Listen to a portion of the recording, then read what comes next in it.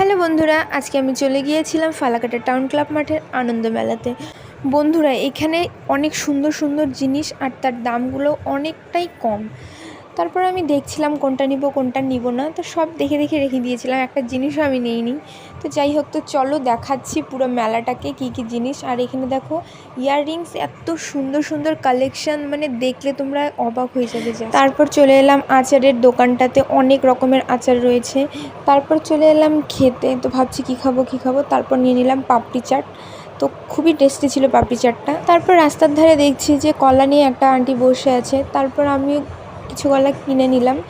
আমার জন্য না, আমার একটা ফ্রেন্ডের জন্য কিনলাম, মানে ও কিনতে পারছে না, ওর নাকি লজ্জা লাগে। যাই হোক, ওর হয়ে আমি কিনে দিলাম।